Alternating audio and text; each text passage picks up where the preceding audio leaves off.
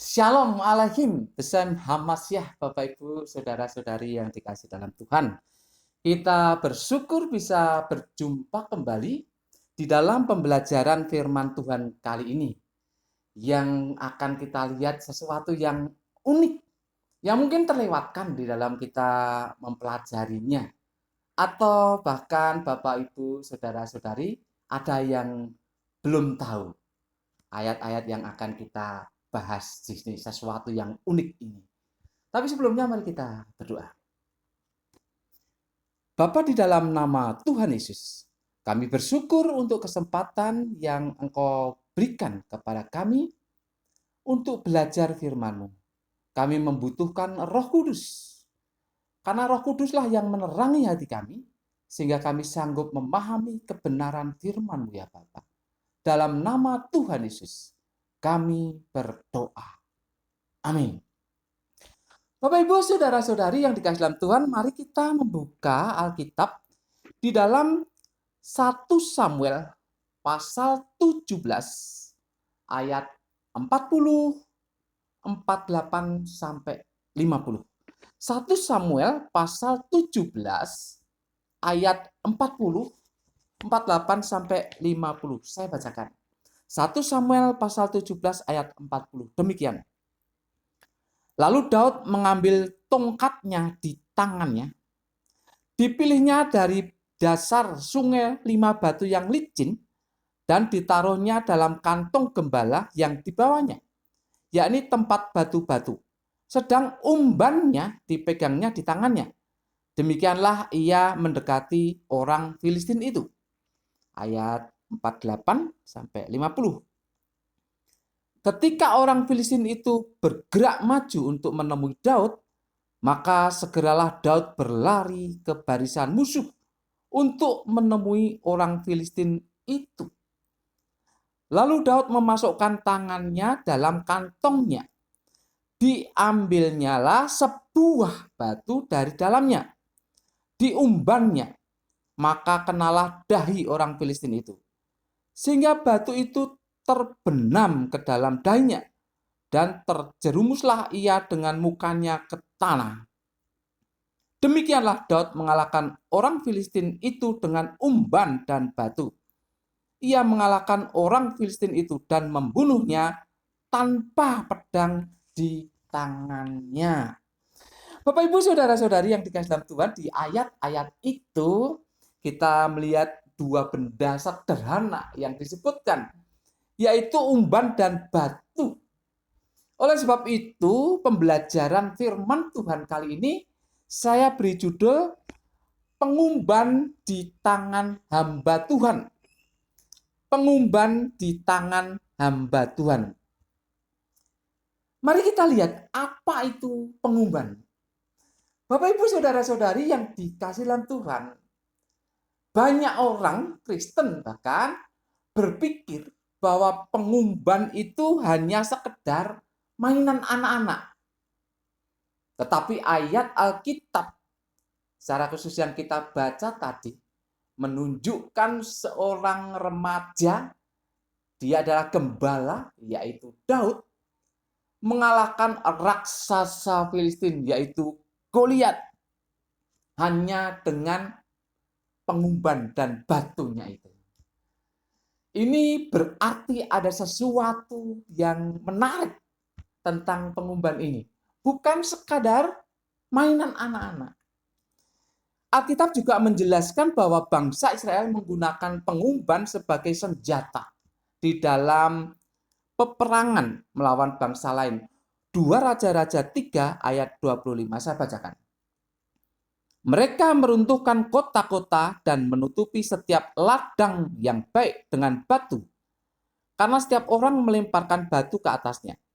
Mereka menutup segala mata air dan menumbangkan segala pohon yang baik, sampai hanya Kir Hareset saja yang ditinggalkan. Tetapi kota ini ditembaki oleh orang-orang pengumban dari segala penjuru. Itu artinya bahwa pengumban digunakan juga sebagai senjata oleh orang Israel untuk menghadapi musuh-musuhnya. Nah, yang salah seringkali diajarkan bahwa pengumban itu adalah ketapel. Ya, seringkali diajarkan bahwa pengumban itu ketapel. Itu salah.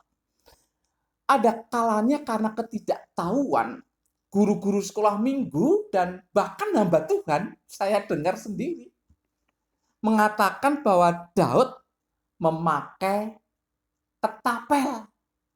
Nah, jadi guru-guru sekolah minggu ada yang mengajarkan kepada anak-anak sekolah minggu, hamba Tuhan ada yang mengajarkan jemaatnya bahwa Daud memakai ketapel.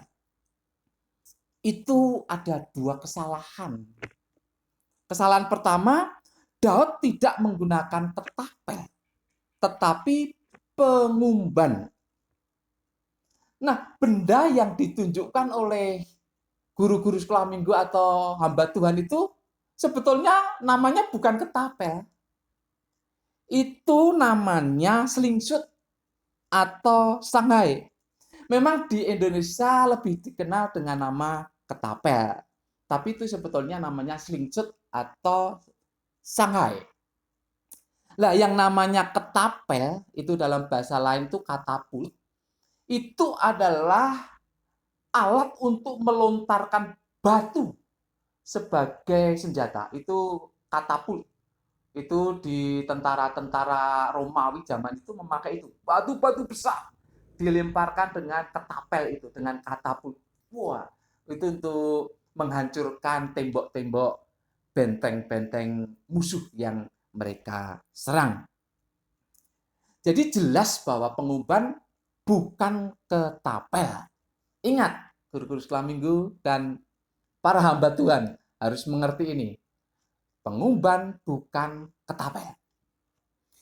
Tidak jelas kapan manusia menggunakan pengumban dan bukan melemparkan batu dengan tangan. Tetapi ketika diketahui itu sudah dipakai, maka ternyata bahwa menggunakan pengumban itu lebih cepat, lebih jauh, dan lebih tepat ketimbang menggunakan tangan ketika melempar batu. Para pelempar batu dengan pengumban pada zaman itu sudah tahu bahwa batu yang bulat, batu yang ya dibulatkan atau secara alami ada yang bulat, itu lebih efektif untuk dijadikan ya untuk dipakai dengan pengumban itu. Itu batu yang bulat. Nah, Bapak Ibu bisa lihat bentuk batu yang bulat yang ada di foto yang saya taruh di sini. Pengumban zaman dahulu biasanya hanya terdiri dari satu strip kulit atau bahan wol, di mana di tengah-tengahnya itu ada semacam kantong untuk tempat batu. Semakin panjang pengumban, kalau orangnya tinggi bisa memakai pengumban yang panjang, itu semakin jauh jangkauannya. Nah, pengumban jarak jauh itu panjangnya sekitar 0,9 meter. Itu kalau jarak jauh. Jadi bisa melempar batu demikian jauh dan tepat sasaran. Ini luar biasa. Nah, Bapak Ibu bisa melihat foto pengumban yang saya taruh di sini. Coba perhatikan. Jadi ada, ya boleh dikatakan seutas tali begitu ya. Nah, itu tengahnya ada kantong, semacam kantong kecil untuk menaruh batu yang akan dilemparkan itu. Bapak Ibu saudara-saudari yang dikasihi dalam Tuhan, pengumban zaman dahulu itu sama efektifnya seperti panah. Nah, kalau memang zaman dahulu kan orang sudah terlatih dengan panah dan itu efektif. Dan pengumban itu sama efektifnya dengan panah. Makanya sering digunakan untuk alat perang di angkatan bersenjata manapun. Ya, ini terutama di bangsa Israel. Sangat mengejutkan Bapak Ibu. Seorang pengumban yang baik dapat melontarkan batu sejauh dan seakurat panah. itu kalau pengumban itu sudah baik terlatih. Nah, di dalam teks militer Romawi mengatakan target panah itu direkomendasikan adalah 200 yard atau sekitar 183 meter. Tetapi pengumban bisa melontarkan batu secara efektif dan tepat itu sekitar 440 yard atau 402 meter. 2 kali lipat panah. Itu pengumban. Luar biasa. Jadi pengumban ini merupakan senjata yang luar biasa.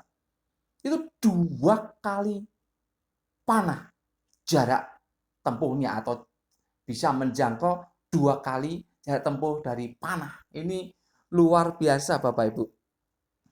Untuk ketepatan sasaran, ini ada seseorang penulis zaman dahulu mengatakan demikian.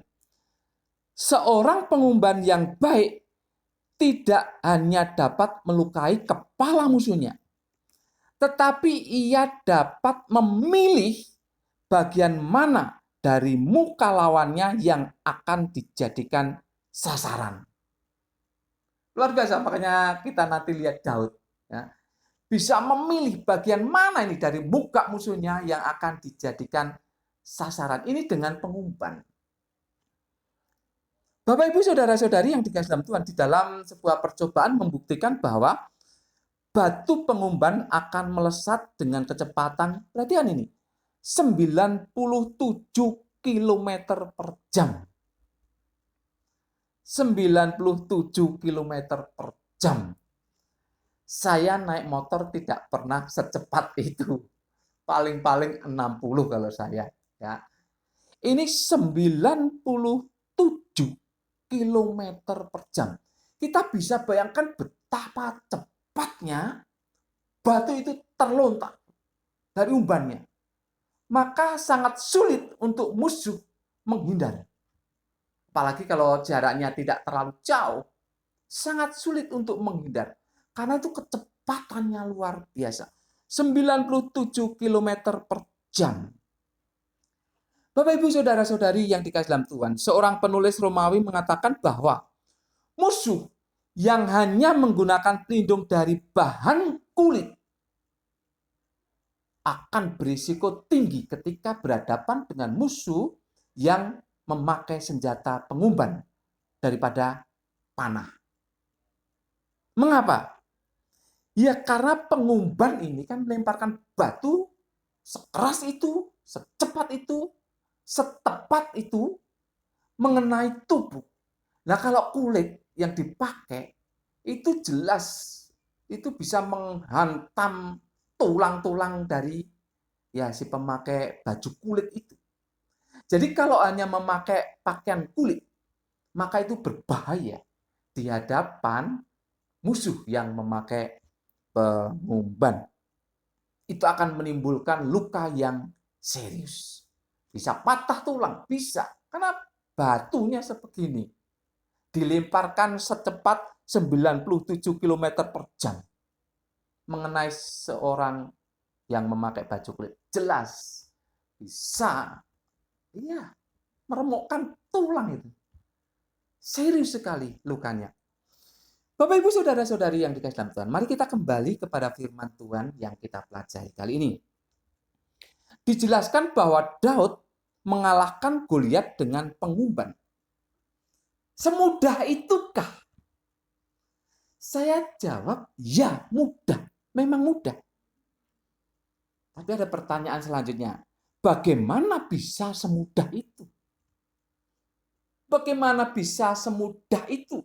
Remaja gembala domba mengalahkan pahlawan Filistin, raksasa Goliat. Bagaimana bisa semudah itu dia mengalahkan?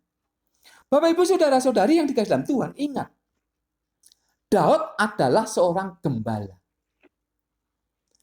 Selain tongkat dan gada, seorang gembala biasanya membawa pengumban. Tentunya dengan batunya. Gembala menggunakan pengumpan untuk mengingatkan dombanya. Di dalam rombongan domba-domba itu ada domba atau kambing yang sedikit menyingkir dari rombongan. Dia tidak tahu di mana ketika dia merumput jauh dari rombongan itu bisa bahaya. Ada ular atau apa saja, bahaya. Atau bisa menjerumuskan dia. Maka seorang gembala akan melontarkan batu dengan pengumbannya tepat di depan kepala domba. Ketika domba itu kaget, ya, karena ada batu yang berada langsung di depannya, itu domba akan kembali kepada rombongannya. Nah, bagaimana bisa sampai seorang gembala itu melontarkan batu di depan, persis di depan kepala dombanya? Itu karena terlatih. Karena terlatih. Kalau tidak terlatih, tidak mungkin bisa seperti itu. Itulah Daud. Daud sudah terlatih. Sebagai gembala, dia sudah terlatih menggunakan pengumban. Perhatikan kembali ayat 49, saya bacakan. Lalu Daud memasukkan tangannya dalam kantongnya. Diambilnyalah sebuah, perhatikan kata-kata itu. Diambilnyalah sebuah batu dari dalamnya. Selanjutnya, diumbannya. Maka kenalah dahi orang Filistin itu, sehingga batu itu terbenam ke dalam dahinya, dan terjerumuslah ia dengan mukanya ke tanah. Satu kali mengumban, kepala Goliat kena batu. Hanya sebuah batu, tidak berkali-kali. Maka ketika ada drama agak lucu begitu ya tentang Goliat dan Daud, yang Daud mengumban sekali, enggak kena, 2 kali, enggak kena, 3 kali, enggak kena. Saya protes. Mengapa? Ini hanya sekali. Daud itu sekali mengumban, batunya terbenam di dahi Goliat. Mengapa? Karena Daud terlatih. Daud sudah terlatih menggunakan pengumban. Ini luar biasa. Jadi kemenangan dengan menggunakan pengumban. Karena dia terlatih. Itu yang pertama. Yang kedua, yang jelas Daud menyerahkan peperangan itu kepada Tuhan. 1 Samuel 17 ayat 45 berkata, tetapi Daud berkata kepada orang Filistin itu, engkau mendatangi aku dengan pedang dan tombak dan lembing, tetapi aku mendatangi engkau dengan nama Tuhan semesta alam, Allah segala barisan Israel yang kau tantang itu. Daud menyerahkan peperangan kepada Tuhan. Di satu sisi, Daud terlatih dengan pengumbannya itu. Tetapi di sisi lain, Daud menyerahkan peperangan itu ke dalam tangan Tuhan. Dengan membawa nama Tuhan. Apa yang bisa kita terapkan di sini? Ada 2. Bersyukurlah untuk setiap bakat dan talenta yang Tuhan berikan kepada kita. Jangan sekali-kali meremehkannya. Apapun itu bakat atau talenta yang Anda terima dari Tuhan, jangan diremehkan. Kembangkan bakat itu atau talenta itu dengan latihan-latihan yang diperlukan. Anda tahu dan merasa sepertinya ada feeling musik begitu. Latih. Saya bersyukur untuk anak saya ternyata memiliki seni, jiwa seni yang saya juga tidak mengira itu. Akhirnya dia kembangkan sendiri. Dia latih sendiri. Sekarang Ya, Tuhan berkati dengan pekerjaan bisa memberikan les musik, khususnya keyboard dan gitar. Oh, itu luar biasa. Itu karena bakat atau talenta yang diberikan oleh Tuhan dikembangkan, dilatih sesuai dengan keperluan. Sekali lagi, jangan meremehkan bakat atau talenta yang sudah Tuhan berikan kepada Anda. Siapa tahu itu menjadi jalan keluar ketika Anda mengalami masalah ekonomi, keuangan.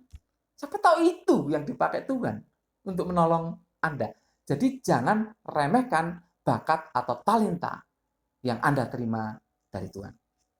Yang kedua, serahkan setiap permasalahan kepada Tuhan. Bawa nama Tuhan untuk mengalahkan permasalahan. Serahkan bakat dan talenta yang sudah terlatih itu kepada Tuhan. Karena itulah yang akan Tuhan pakai untuk kita mengalahkan permasalahan. Jadi ada dua sisi di sini. Bahwa Anda dan saya harus mengembangkan bakat dan talenta yang Tuhan berikan. Yang kedua, Anda dan saya harus menyerahkan setiap permasalahan kepada Tuhan. Maka Tuhan akan memakai bakat dan talenta Anda dan saya untuk mengalahkan permasalahan yang ada. Amin.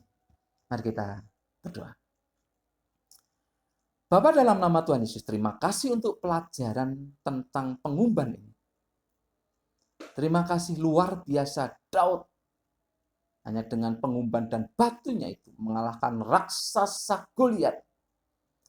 Dan dia maju berperang demi nama Tuhan. Biarlah kami ditolong oleh Roh Kudus untuk menerapkan, yaitu menghargai bakat dan talenta dan mengembangkan bakat dan talenta yang kami terima dari Tuhan, serta menyerahkan segala persoalan kehidupan kami kepada Tuhan. Maka kami akan mengalahkan setiap masalah yang ada. Terima kasih Bapak. Dalam nama Tuhan Yesus, kami berdoa dan mengucap syukur. Semua yang percaya katakan amin. Tuhan memberkati Bapak, Ibu, saudara-saudari senantiasa